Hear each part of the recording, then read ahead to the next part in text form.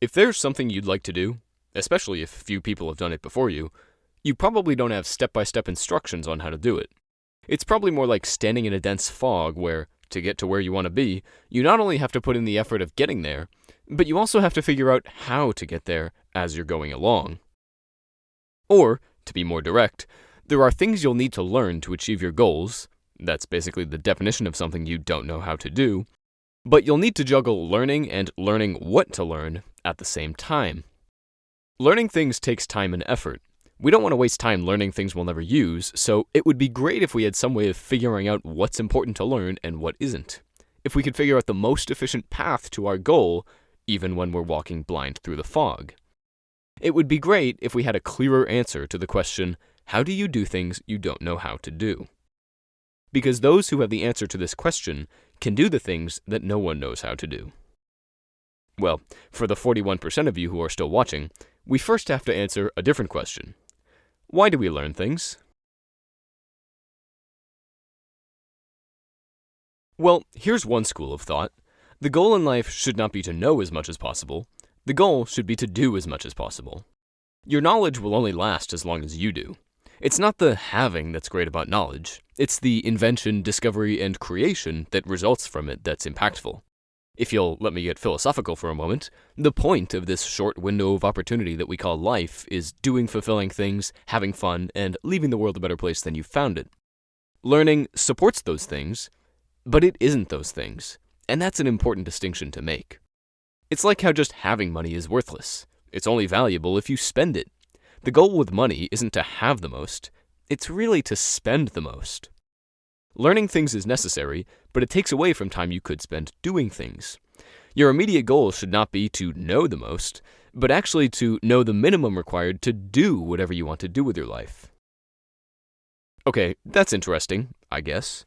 Now that we know why we learn, we should talk about what you should spend your time learning. There are two strategies here. The first one follows that principle to a T. The aim is to know the absolute minimum required to achieve our goals. Learning for the sake of doing says that if you want to learn something, do something instead, as this will guide you to the things you need to learn. The goal here is to aggressively minimize the amount of stuff you learn and never end up using. If you want to learn about electromagnetism, first ask yourself why. Is there a product you wish to create, a physical law you want to revamp, or a book you want to write? Instead of aiming to just learn, period, set out to do something.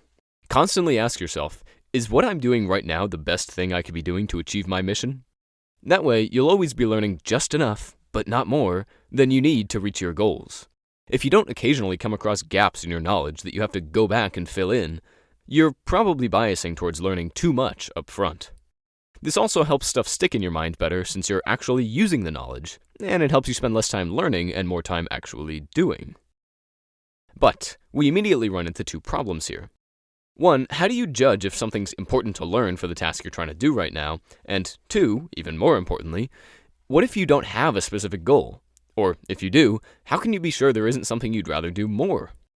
This brings us to our second strategy for deciding what to learn, learning just for the sake of learning.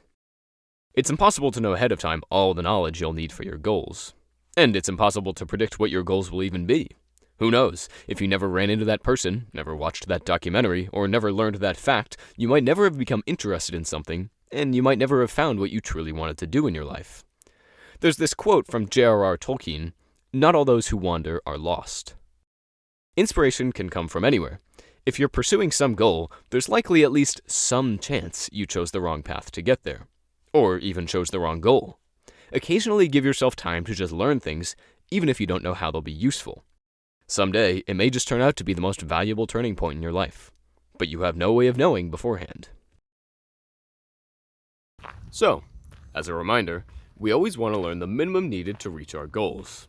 And now I'm telling you should both be very utilitarian, but also don't feel bad about spending an entire afternoon reading a comprehensive 5-volume treatise about bread. How can this contradictory advice possibly be useful? And why would anybody spend $600 on this? Well, I'm not here to provide financial advice, but I do find that just defining these two extremes helps ease my mind when learning things. We're not perfect. Even if we'd like to spend our time only learning things that will be useful, this is impossible. there's always going to be some amount of blind discovery going on. It's best to accept this and embrace it so you can make the most of it. Figure out the balance that works well for you. It takes trial and error and changes through your life, but regularly reevaluate whether you need to be more mission-oriented or just need to wander the library of knowledge waiting for inspiration to strike. A fulfilling and challenging life, in my opinion, needs some combination of both. And now that we know what we should be learning, and why, we can finally talk about how we should do it. When you're learning something new, you can split the incoming information into two categories: concepts and applications. A concept is an idea that almost everyone agrees on, something really fundamental we're willing to build everything else off of. An application is a particular demonstration of a concept. There are lots of laws against stealing things, but they all drive back to the same fundamental concept: stealing is bad. And there are lots of things that move, cars, rockets, planets. But all these applications can be explained by the same simple concept, Newton's second law of motion. So how do these two categories help us decide how to learn? Well, I think they're actually super helpful, and I want to show you 3 ways how. First, by stripping away the applications from things, you can see the true concept beneath. Do this with lots of things in your life, and you'll start to see connections you hadn't before. The details of each application cover up that 2 things might actually be the same concept, just with different coats of paint. In school, I learned about solving differential equations no fewer than 4 times, each in a different class. And each time we learned it, I viewed it as a completely new concept, so I spent a ton of time carving out a new section of my memory to store it every time. In one class, it might be used for solving heat transfer problems, while in another, it might describe the motion of a mass.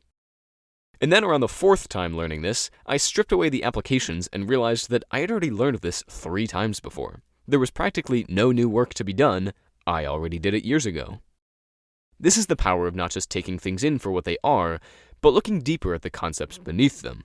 It reduces the work it takes to solve things, as you can reuse thoughts, opinions, and ideas you formed for different applications of the same concept. Instead of worrying about an infinite number of applications, you really only have to worry about a comparatively small number of concepts. And life seems much more manageable that way.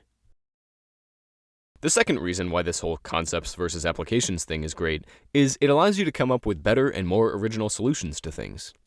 Before you have any hope of identifying a solution to a problem, you have to clearly identify the problem itself. And that's harder than you might think because most people live in the world of applications, so most of their problems are about applications. Imagine you work for Big Lawnmower and your boss runs up to you and says, "Johnson, big problem. Our mowers are too big and people can't cut the edges of their lawns. Do something!" Being the good employee you are, you step back and identify your problem. The lawnmowers are too big. The solution? Make them smaller. But if we think about it, this is a problem with the application, and it's a solution for the application. If we frame the problem as existing lawnmowers are too big, well then the question becomes, how can we make the mower smaller? But if we instead frame the problem as, we need a fast and easy way of cutting grass, well then the question becomes, how can we cut grass? And by framing it the second way, we might come to realize that, for tight spaces, the solution isn't a smaller mower, but a little invention we call the weed whacker. When people ask you to solve something, you have to step back and consider, are they asking me to solve an application or a concept? And if their problem isn't about a true concept, it's your job to identify it. Don't artificially constrain your solutions. Give people what they want, not what they ask for. And lastly, a YouTube comment on my last video pointed out that the problem with focusing on concepts and not memorizing applications is that you forget 80% of the story. Because you didn't actively try to store most of the information, you'll have to look it up later on to actually use it. But I think this misses the point a little bit. Forgetting 80% of the story is the strength of this method. 20% of what you learn in school will do 80% of the work. Some information they present to you is much, much more valuable than the rest. And it is this information, the concepts, that you should spend the bulk of your effort understanding. Think of how many times you've added any 2 numbers together versus how many times you've added 14 plus 17 specifically. The concept of addition is far more important than any particular sum you've memorized. If you treat the applications and concepts as equally important, you'll be chasing diminishing returns. You'll be wasting time studying things which aren't that useful. And even if you could memorize literally everything you ever learned, you shouldn't. If you memorize the precise steps for every problem you encounter, you're not practicing telling the story, you're practicing reciting it. But if you focus on truly understanding the concept the teacher's trying to get across, then you'll be able to figure out any problem on your own. You'll be able to tell the story. And this is perfect practice for when you're out in the real world and there is no story to recite. It's up to you to decide how it's going to play out. Instead of locking things away in their applications, if you generalize your knowledge into concepts, the rate you learn to do things takes off much faster than the rate you come to know things. It's more doing from less studying. Focusing on the concepts beneath things lets you make more connections, come up with more original solutions, and minimize the amount of stuff you need to memorize. And all of this is important for only learning as much as you need to reach your goals. I should stipulate that nothing is black and white. All concepts need an application in real life. Focus too much on concepts, and you might find it difficult to actually do anything with this knowledge because you don't know where to start. And sometimes you just need to memorize the application and skip over the concept because you just need to get this thing done right now. You can and should appreciate both, the concepts, which are the foundation of everything we do, and the applications which bring those concepts into real life and make it a life worth living. You might have realized that I referenced lots of applications in this video, and that's because they genuinely do make it easier to get the concept. They're a shortcut. But the critical next step is to unhitch the concept from the application so it can become generally useful. Most people just tend to forget that last part. It takes practice, and is something you should start right now. You know, Steve Jobs was famous for being able to know what people wanted before they knew what they wanted. The average person in the 70s and 80s didn't know they wanted a computer in their life. And if you focused on what those machines were at the time, if you focused on the application, then you'd see why. But if you stood in the shoes of Jobs and looked at what those early computers represented, the underlying concept this application was driving towards, then you could truly begin to understand the foresight he had when he called the computer a bicycle for the mind. You could truly begin to see into the future we live in today and, like Jobs, know what people wanted before they knew it. And that's because he saw the world for what it represented, not for what it was. He gave people what they wanted, not what they asked for. He saw the world in concepts, not applications. So let's return to our original question. How do you do things you don't know how to do? Well, the quick and dirty answer is figure out what you need to learn, and then learn it, and then do it. But we don't really care about the learning part, we just want to do the thing. So how do we spend as little time on the learning part as possible? Well, for me, that looks like spending most of my time just learning things in the context of some goal, spending some time just learning things out of pure interest, and all the while trying to drill down further and further to the underlying concepts in things. That's it. That's what the past 12 minutes were about. This video isn't about a step-by-step list for success. I don't really believe in such a thing. This is a video about how to think about learning. It's a video of concepts, and everyone will have different applications in their own lives. I can't tell you where to place each foot walking blind through the fog. I know neither where you're going nor where you'll want to go in 6 months, a year, or 10 years from now.